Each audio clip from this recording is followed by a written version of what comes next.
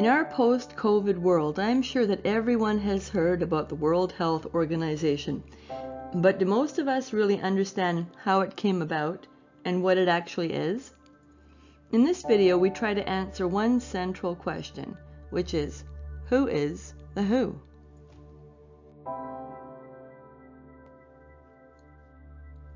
And the story begins in 1945, shortly after World War II has ended, when the United Nations is established.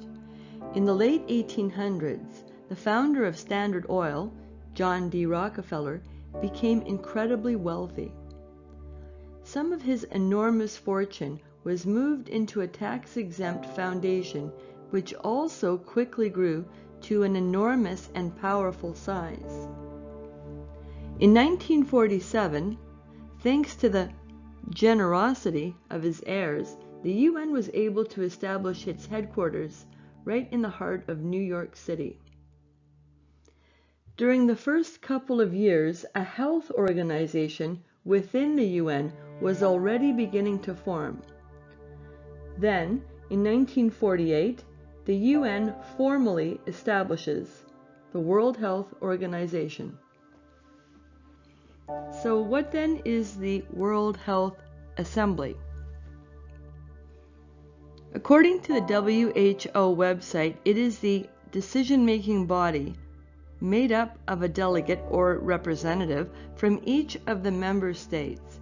Today there are 194 nations that are member states, but as we shall see, there are stakeholders other than nations, sponsors that have entered into a partnership with the World Health Organization, and these non-state partners appear to have a very influential voice.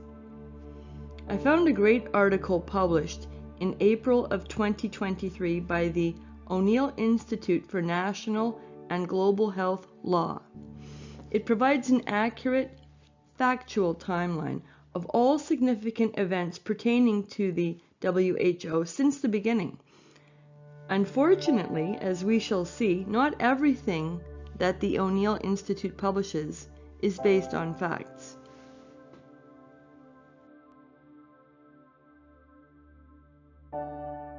Global Research, a reliable independent Canadian news source, has published a number of articles about the proposed pandemic treaty that, thankfully, failed to come together in the annual WHO meeting in 2024. They are one of several reliable sources of propaganda-free news that are basically screaming to get us to pay attention to this critical issue. Unless you want to be subjected to more lockdowns, forced testing, and forced injections that don't work, are approved based on fraudulent studies, and are not at all safe, then you had best make the time to learn what the pandemic treaty, if passed, is going to mean. You can go to globalresearch.ca and read the entire article for yourself. And also, all Global Research articles can be read in 51 languages, so you can share it with people all over the world. According to this article, the pandemic treaty will create new international laws that are enforceable when signed by your nation's delegate.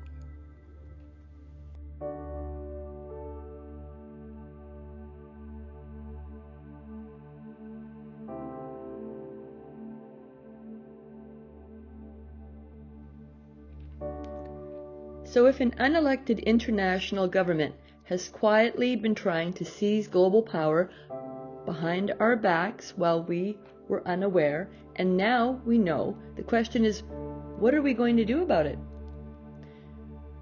In the first few weeks of 2024, Tucker Carlson sat down with Brett Weinstein to discuss the issues. So you're saying that an international health organization could just end the First Amendment in the United States? Yes, and in fact, as much as this sounds, I know that it sounds preposterous, but it does not sound preposterous. The ability to do it is currently under discussion at the international level. And it's almost impossible to exaggerate how troubling what is being discussed is. In fact, I think it is fair to say that we are in the middle of a coup, that we are actually facing the elimination of our national and our personal sovereignty, and that is the purpose of what is being constructed. Your nation is almost certain to sign on to an agreement that in some utterly vaguely described future circumstance, a public health emergency, which the Director General of the World Health Organization has total liberty to define in any way that he sees fit. In other words, nothing prevents climate change from being declared a public health emergency that would trigger the provisions of these modifications. And in the case that some emergency or some pretense of an emergency shows up, the provisions that would kick in are beyond jaw-dropping. What has been proposed are, again, the number of things included here is incredible. It's hard even for those of us who have been focused on this to track all of the important things under discussion and to deduce the meaning of some of the more subtle provisions. But the World Health Organization and its signatory nations will be allowed to define a public health emergency on any basis, that having declared one, they will be entitled to mandate remedies. The remedies that are named include vaccines. Gene therapy technology is literally named in the set of things that the World Health Organization is going to reserve the right to mandate, that it will be in a position to require these things of citizens, that it will be in a position to dictate our ability to travel. In other words, passports that would be predicated on one having accepted these technologies are clearly being described. It would have the ability to forbid the use of other medications. So this looks like they're preparing for a rerun where they can just simply take ivermectin, hydroxychloroquine off the table. They also have reserved the ability to dictate how these measures are discussed, that censorship is described here as well, the right to dictate. That of course, misinformation is how they're going to describe it.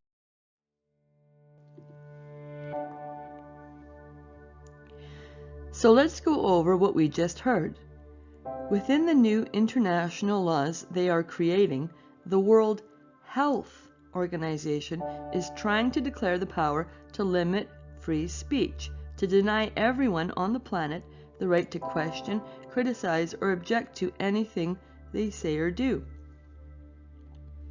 At the same time, they are giving themselves the right to inject substances into your body, with or without your consent, and to alter the genetic makeup of your body, again with or without your consent. Gene therapy is a term intended to fool you into not paying attention. The WHO is talking about genetically altering human beings under the excuse that there is a public health emergency of international concern that requires it. We have heard of this before. There is another term for it: transhumanism. Klaus Schwab has been talking about this goal for years. He has a chapter in the book he published in 2018 titled Altering the Human Being. This is an assault on the human race and on the natural world. In biblical terms, it is satanic.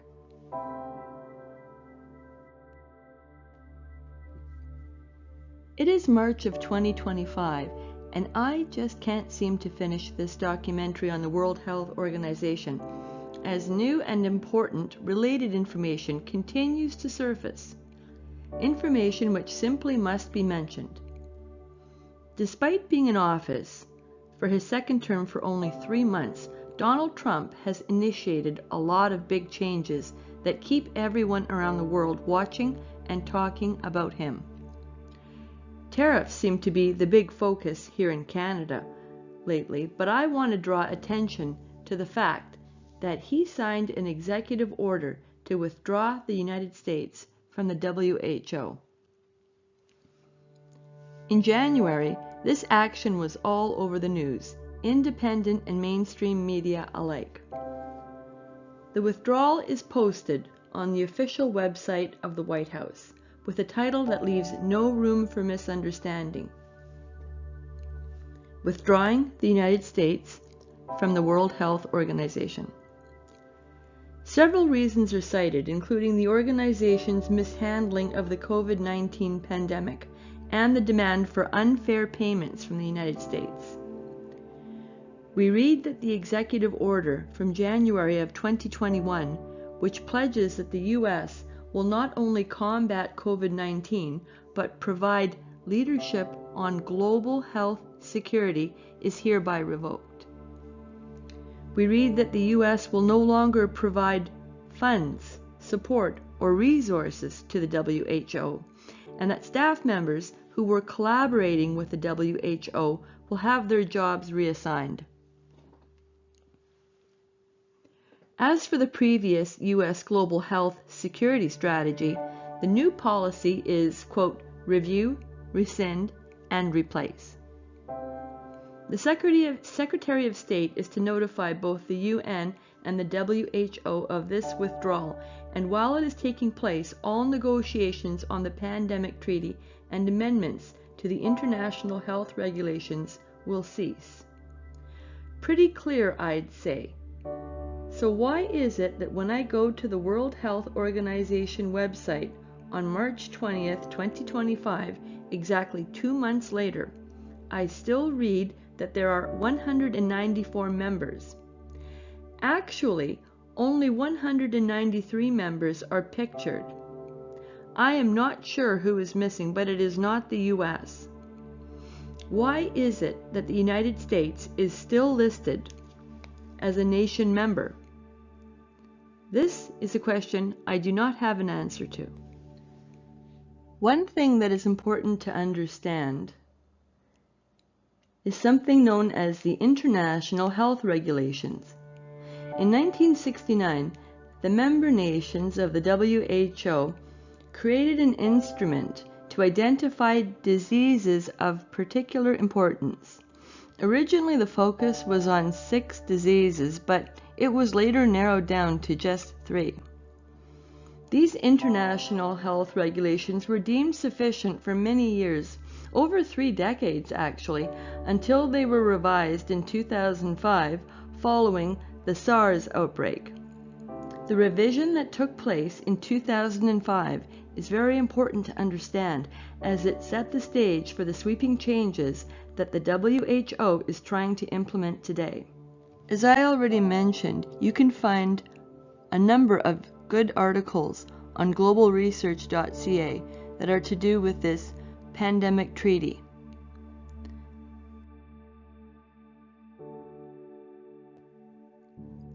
Once again, the delegates of the member nations of the WHO meet once a year. The next meeting is scheduled to begin on May 19th of 2025. During the course of this documentary, we will examine the aggressive propaganda campaign aimed at promoting the pandemic treaty and the campaign to discredit anyone who speaks up to criticize it. You can bet that those in control at the WHO were not happy that it failed to pass in 2024 and intend to ram it through this year.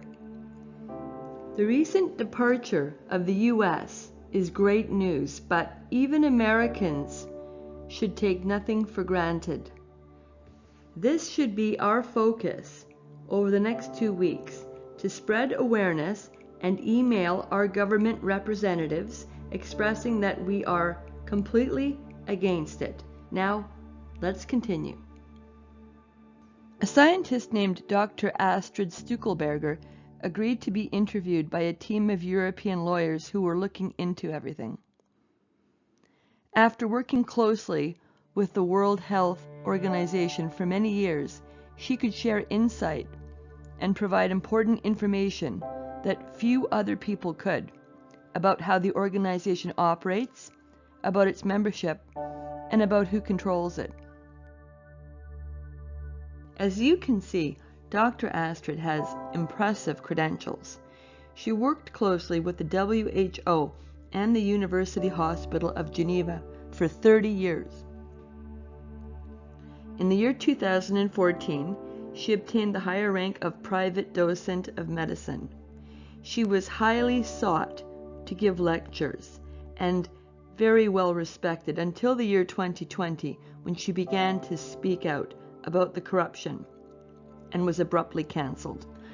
Let's listen to a short clip from her videotaped testimony. First, that this obligation is signed by 194 member states, but it is embedded in the constitution of WHO. So they don't need to adopt it. It is immediately approved, and it's an obligation. So it is legally binding. Which directly. One? What, the international health regulations or what? Yes, the international. And this is the trick, because nobody knows this. It's in the papers.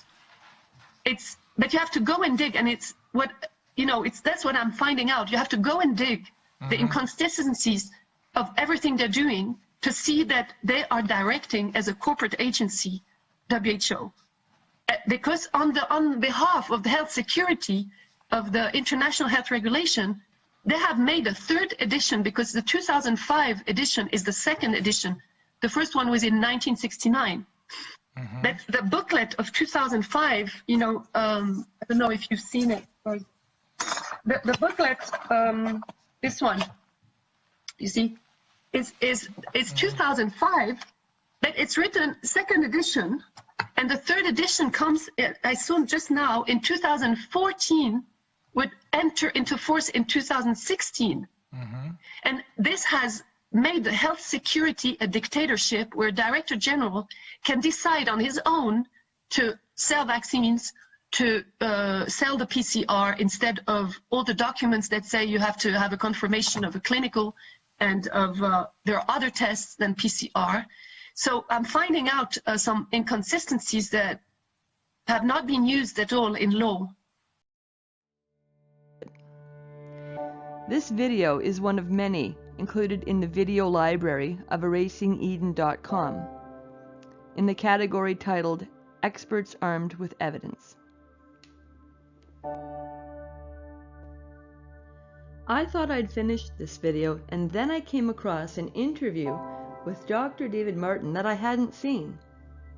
A number of channels have uploaded it on Rumble. I decided to watch and promote the upload from USA Frontline Doctors, a channel representing the nation's brightest and bravest medical doctors, the ones who stood strong since 2020, refusing to bow down and follow unethical orders. Dr. David Martin has a PhD, but he's not a medical doctor.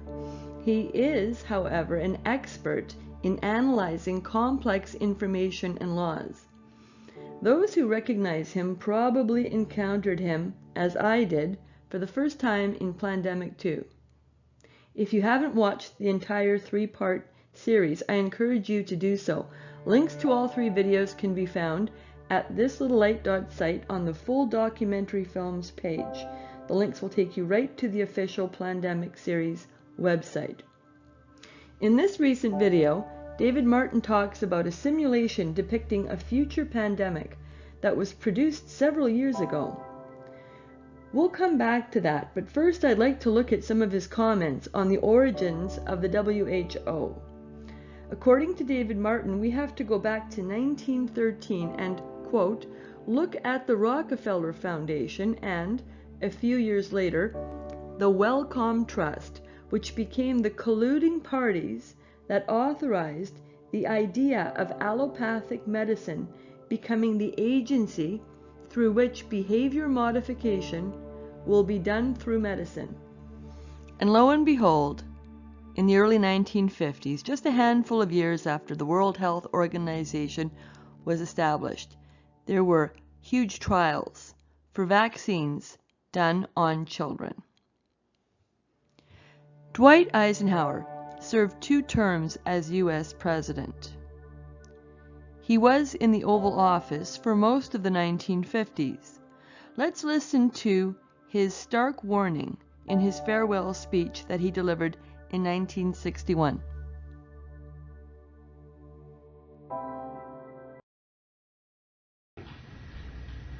In the councils of government, we must guard against the acquisition of unwarranted influence, whether sought or unsought, by the military-industrial complex. The potential for the disastrous rise of misplaced power exists and will persist. We must never let the weight of this combination endanger our liberties or democratic processes. We should take nothing for granted.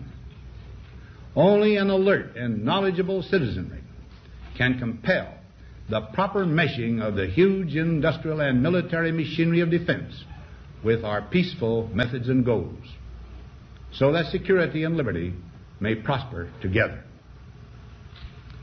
Akin to and largely responsible for the sweeping changes in our industrial military posture has been the technological revolution during recent decades.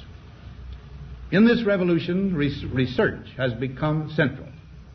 It also becomes more formalized, complex, and costly. For every old blackboard, there are now hundreds of new electronic computers. The prospect of domination of the nation's scholars by federal employment, project allocations, and the power of money is ever present and is gravely to be regarded.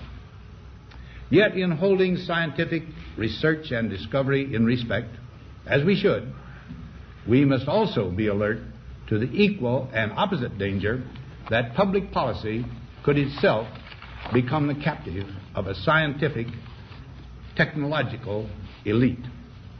It is the task of statesmanship to mold, to balance, and to integrate these and other forces, new and old, within the principles of our democratic system, ever aiming toward the supreme goals of our free society. Listen to what he said.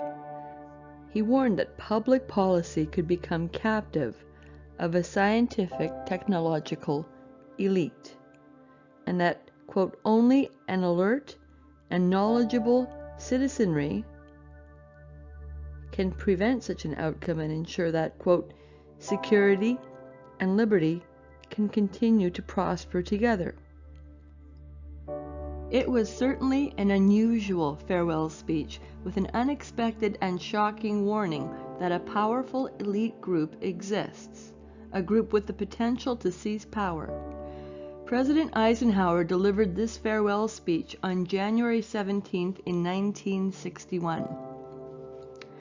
Apparently, however, most Americans did not tune in to listen because they were preoccupied with the young and somewhat glamorous incoming president. But only 3 months after his inauguration, President John F. Kennedy delivered an even more alarming speech at a dinner event in New York City held by the American Newspaper Publishers Association. He said that the United States people are, quote, inherently and historically opposed to secret societies, to secret oaths, and to secret proceedings, warning of, quote, the dangers of excessive and unwarranted concealment of pertinent facts. He then warned that there is very grave danger that an announced need for increased security will be seized upon by those anxious to expand its meaning to the very limits of official censorship and concealment, adding, that I do not intend to permit, to the extent that it's in my control. 2.5 years later, President John F. Kennedy was shot dead while riding in a convertible. he was surrounded by security and television cameras that filmed the horrific event. The official story is that a mentally unbalanced lone gunman did it, a man who never had a chance to defend himself in court, as he too was murdered soon afterward, shot by another gunman. It is more than 60 years later, and many of the related documents are still classified. The obvious question is why? President Donald Trump has promised to declassify and release the documents on the JFK assassination. The world is still waiting to see what has happened and what has been withheld for so long.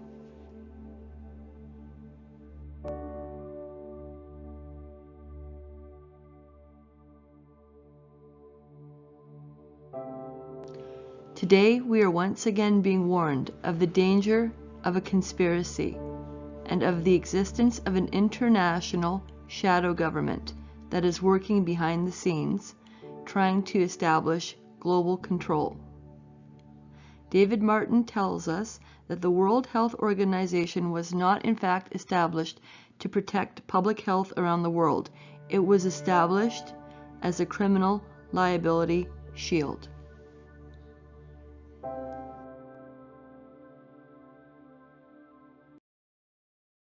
In that is in the charter of the UN affiliated organizations for the World Health Organization.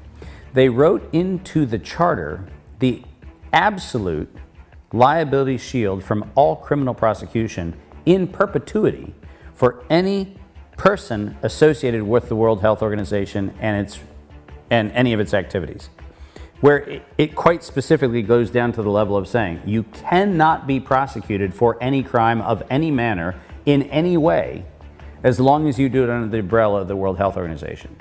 It's important to realize that when we talk about the World Health Organization, we're not talking about an institution of the United Nations. We're talking about a criminal conspiracy that was put in place by two foundations who had a commercial interest in building a criminal liability shield for themselves. That's what it is. Never was a health organization, it was a criminal organization. And by criminal, I literally mean that under the Clayton Act in the United States, and under the Sherman Act in the United States, and under the competitiveness laws of Europe, what they did was a crime. I find that there's a lot of confusion about the definition of the word conspiracy, largely because of the term conspiracy theory that was coined apparently by the CIA in the early 1960s, but that's another disturbing story for another day. The term conspiracy, the word conspiracy I should say, is a legal term, and the definition is that it's an agreement between two or more parties to premeditate and commit a crime. So if we look at the UN Charter, we will see that, sure enough, all specialized agencies of the UN, including the WHO, have complete legal immunity from any prosecution, no matter what they do, what harm they cause. And other documents show us that, yes, they are very much intertwined. The UN Charter very much pertains to the WHO. In the Constitution of the WHO, there is mention of, quote, the extension to all peoples of the benefits of medical, psychological, and related knowledge, and how it's essential to the fullest attainment of health. What's missing is any mention of knowledge and education about proper nutrition. But that doesn't matter, does it? No, preventing people from getting sick in the first place, no, that's not important. It's just drugs and treating people once they are sick that count, right? And then giving them antidepressants or other things when they're depressed because they're sick, right? Psychological. So yeah, no, this omission cannot be overlooked. And then right below, we read that the informed opinion and active cooperation on the part of the public are of the utmost importance to the people at the WHO. Oh my goodness. How dare they, when all they've ever done is pass things or try to pass things, laws, international laws, behind our backs, with one representative from each nation being privy to the information and what is going on, and then publishing it in obscure articles and putting out videos of drills from unrelated organizations and essentially telling no one. How dare they? What a spit in the eye that statement is in the Constitution. While analyzing the WHO and the international organizations and international laws and advanced technologies of the small globalist elite class, I'm reminded of another small elite group that lived 2,000 years ago. So I digress for just a moment here. When Jesus was alive, the Roman Empire was in power. The Romans imposed laws and taxes on all subjects. Many people were already struggling peasants, so the added tax burden demanded by Caesar made life difficult. The empire brought worldwide peace, but there was a price attached. The Pharisees were a group of elite political and religious people of Israel. They were isolated from all the suffering. They were self-serving hypocrites, and Jesus called them out in public, hurling accusations at them. He had patience and mercy for every sort of sinner, including thieves and prostitutes. He had absolutely no patience for them. If you're interested to read about this encounter, it's in Matthew chapter 23. Anyways, I am reminded of them here.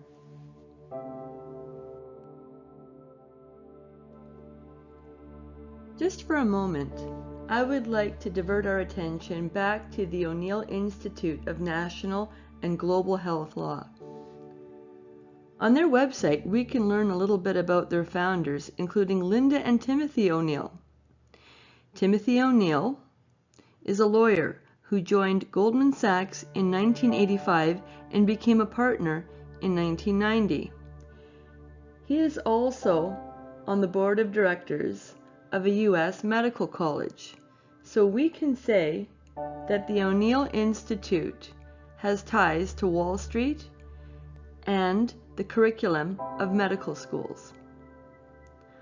On their website, we can learn a little bit about their experts, including experts on pandemic preparedness. There are over 100 experts featured, including this guy and a woman named Alexandra Finch, who has apparently been publishing a lot of information and articles recently, including this one she co-authored called Safeguarding the Pandemic Agreement from Disinformation, where they explain that a sustained disinformation campaign worldwide is undermining the highly anticipated pandemic agreement or treaty. So where could this disinformation be originating? Well, according to Ms. Finch and her expert co-authors, seems to be thriving in the halls of Parliament. They specifically mention Conservative Party members in the UK Parliament. What? Are they kidding? Think about it. Think about the audacity for them to write this article, to label objections to their narrative and their aims by elected members of Parliament in sovereign nations as rumors and disinformation. So what they're actually telling you here is that an international government already exists, and they're not going to tolerate anybody, any elected official within any of the 194 sovereign nation members that does not conform to their narrative and their aims.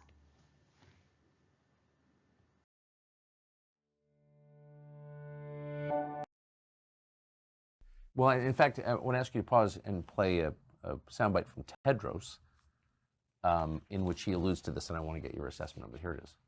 We continue to see misinformation on social media and in mainstream media about the pandemic accord that countries are now negotiating. The claim that the accord will cede power to WHO is quite simply false. It's fake news. Countries will decide what the accord says, and countries alone. And countries will implement the accord in line with their own national laws. No country will cede any sovereignty to WHO. On the one hand, I must say I had not seen that, and it is tremendously good news, actually. What it means is that once again, we have managed to raise awareness of something in time that there is conceivably a better outcome still available to us. So they're spooked enough to bother to lie about it. There's, you couldn't have said it more accurately. Yeah, these folks are very comfortable at saying totally false things into a camera. It doesn't cause them to think twice or sweat or anything. But it's great that we have managed to raise enough awareness that Tedros is actually addressing our spreading of what it actually is malinformation. You're aware of this distinction? No. Yeah. Oh, it's beautiful. So I'm so old that I was still stuck in the truth or falsehood binary. Yeah. where what mattered was whether it was true or not. No. The malinformation is actually exactly what you need to know about to see how antiquated that notion is, because this is actually the Department of Homeland Security actually issued a memo in which it defined three kinds of, I kid you not, terrorism: mis, dis, and malinformation. Misinformation are errors. Disinformation are intentional errors, lies, and malinformation are things that are based in truth but cause you to distrust authority. So malinformation is what you commit when you catch them lying. Yes, exactly. Yeah, it is discussing the lies of your government is malinformation, and therefore a kind of terrorism, which I should point out, as funny as that is, and as obviously Orwellian as that is, it's also terrifying, because if you have tracked the history of the spreading tyranny from the beginning of the War on Terror, you know that terrorism is not a normal English word the way it once was. Terrorism is now a legal designation that causes all of your rights to evaporate. So at the point that the Department of Homeland Security says that you are guilty of a kind of terrorism for saying true things that cause you to distrust your government, they are also telling you something about what rights they have to silence you. They are not normal rights. So these things are all terrifying, and I do think, as much as my jaw's open, the COVID pandemic caused us to become aware of a lot of structures that had been built around us, something that former NSA officer William Binney once described as the turnkey totalitarian state.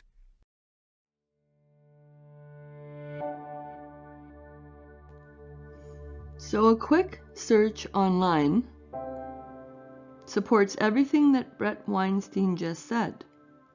Indeed, the U.S. Department of Homeland Security has published articles discussing the problem, unquote, of disinformation, which is the umbrella term that breaks down into three specific categories, one of them being malinformation, which is true information that they don't want you to talk about. Now, you can be quite certain that they're not concerned about people circulating troublesome rumors against other individuals or celebrity gossip or stuff like that. Facebook chatter. No. One individual exposing bad things about another. No, they're concerned about their secrets or things that they don't want you to know about the government, what the government is doing, being exposed. So now we are in dangerous territory. And we have to talk about the F word, the really bad F word, as in fascism.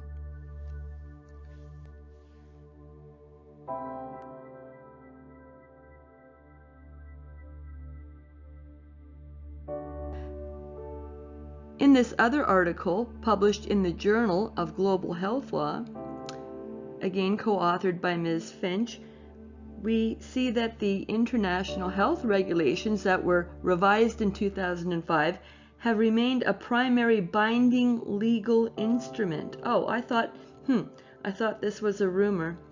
And that the revised international health regulations would address any event, not just a disease, that had the potential to become a public health emergency, and that it would allow the WHO to rely on non-state sources of information. Isn't that interesting?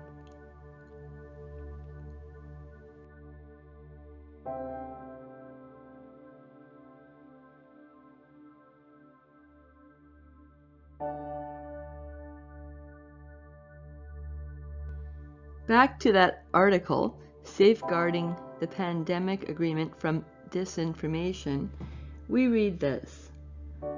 A basic rule of international law is that countries are required to consent to agreements, to be bound by them. Well, isn't that just what the Global Research article told us, that the pandemic treaty was intended to form part of international law, unquote? If my delegate, I live in Canada, if the Canadian delegate at the World Health Organization signs the pandemic treaty, then all Canadians are technically bound by that international law. And the same goes for you if you live in a country that is part of the World Health Organization, and very few are not. If your delegate signs the treaty, whatever that treaty says, at the end of the day, is international law.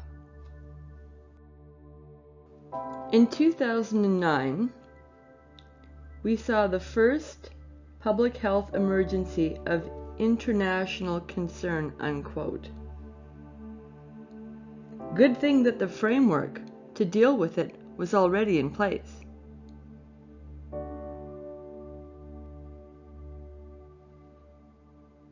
In 2011, the World Health Assembly adopted a novel instrument for pandemic influenza preparedness, or PIP, to coordinate, quote, states, industry, and laboratories in the event of a pandemic. And of course, we know what happened in 2020, COVID.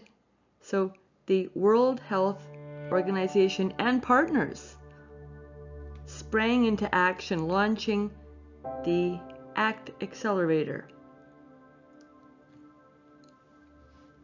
Information about this is still on the WHO website. So the accelerator was launched at an event at the end of April of 2020, co-hosted by the Director General of the WHO, the President of France, the President of the European Commission, and the Bill and Melinda Gates Foundation. And it brought together a whole bunch of other philanthropists, businesses, and other organizations, including many UN organizations, such as UNITAID, the World Bank, which is also a UN organization. Many people don't know that. So, well, let's look at these co-hosts for a moment.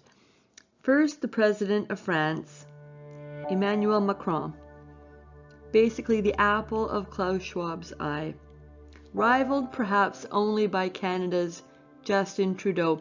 Both graduated from the Young Global Leaders training program with flying colors. Then we have the Director General himself, Tedros, who was elected for a 5-year term in 2017, and he's still there. Yeah, Tedros has a Bachelor of Biology, a Master's of Immunology and Infectious Diseases, and a Doctorate of Philosophy. What? Every single Director General of the WHO has been a medical doctor, except for him. But I guess he makes up for that with his other interesting credentials.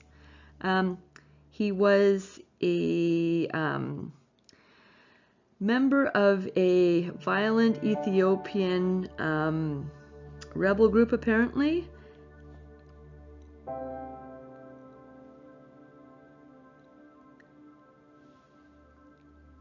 The Washington Post did an article which tells us that Ethiopia's military chief called Tedros a criminal.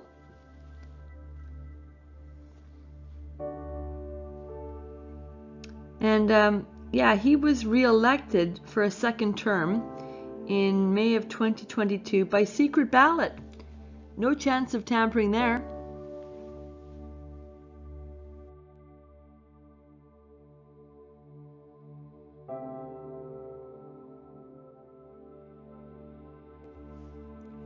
In December of 2021, Tedros called the members of the Assembly to a special meeting.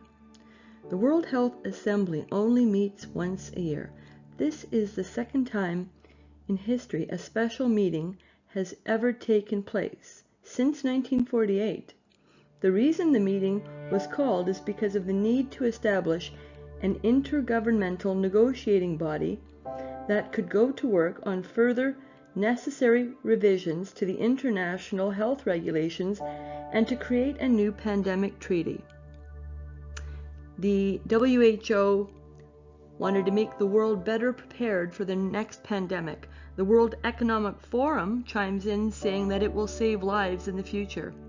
And of course, Tedros is confident, despite the failure of it passing this year in 2024, he is confident of an eventual pandemic treaty. We need to get educated and prove him wrong. So here's a diagram on the WHO website with showing the sponsors of the ACT accelerator. The WHO is playing a key role, and it's a transition plan that was launched in 2022 to last all the way through 2023. So as you can see, it's a long-term plan. They don't want this to go away.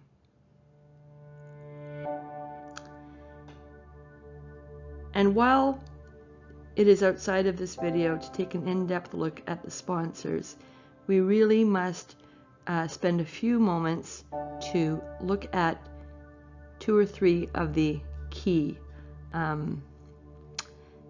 corporate partners.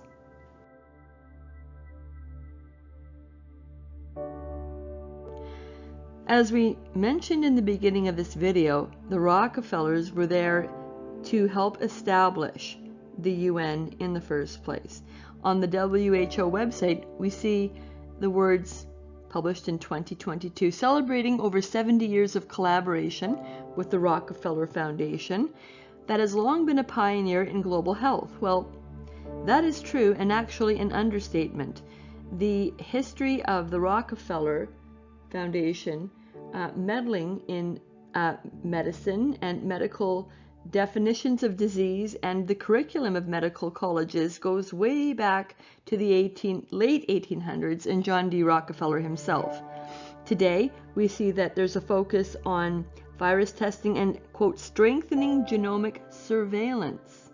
Okay, and in 2022, the Rockefeller Foundation was admitted into the Hall of Fame, into the official relations with the WHO. In other words, the Rockefeller Foundation became a non-state member. That is the only way that I can understand that statement.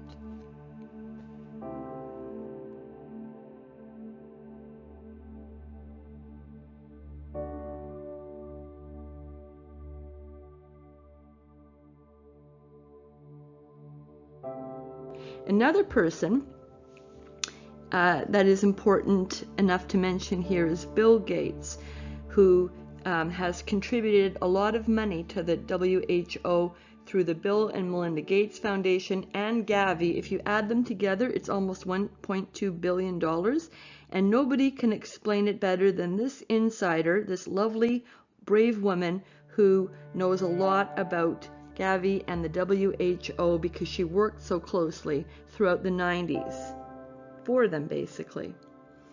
Another big contributor to the WHO is a UN Office for the Coordination of Humanitarian Affairs that accepts donations for humanitarian aid during crises. So if you're donating to the UN for crisis, your money actually might just be going to fund the WHO. Who knows? It all goes into the pot, and quite frankly, I have no idea how much of it goes to the WHO. They're just a main supporter, apparently. And we see that this UN office for the coordination of humanitarian affairs is closely linked to the World Economic Forum. One big happy family. So that office of the UN for humanitarian affairs, well, they are all about partnership with private corporations and linked to something called Agenda for Humanity. I hadn't heard of this. Apparently the site is inactive since February of 2020 and is kept up for information purposes only, but it was more than just a passing failed project. Looks like there were 372 stakeholders.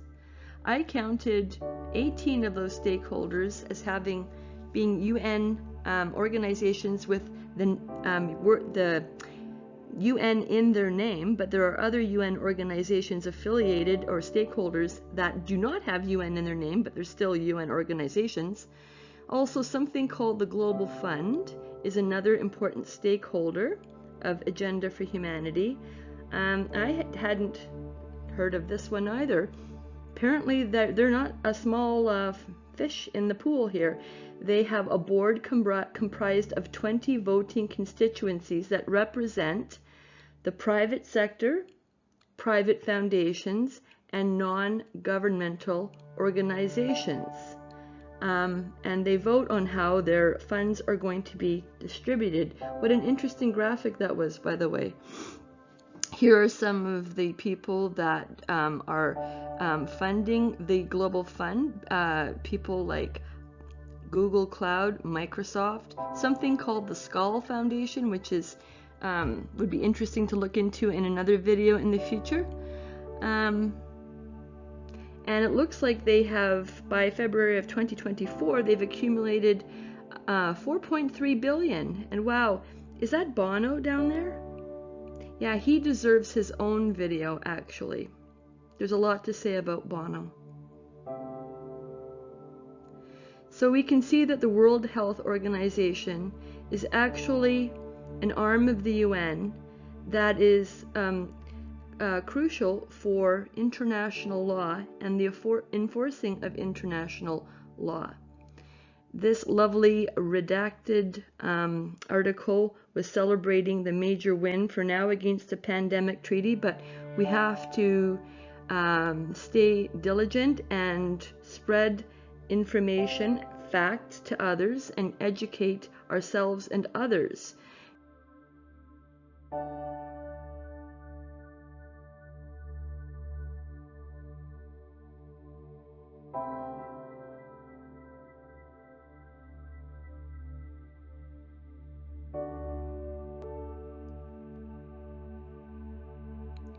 And then 2020 rolled around, and we all know what happened. In mid-March, Bill Gates began appearing regularly, sometimes daily, on CNN. He often liked to let us know that he saw this coming. In 2015, Bill Gates had given a TED Talk, warning of a certain type of global threat we could face in the future.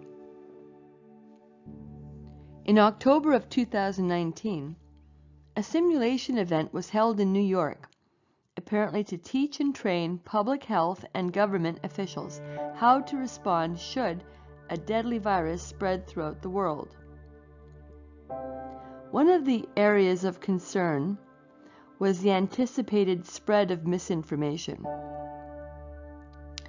This simulation or drill was hosted in part by a think tank called the Johns Hopkins Center for Health Security, in partnership with two very interesting main corporate sponsors. For those of us already aware of the existence of a corporate elite with a globalist agenda, red flags immediately went up.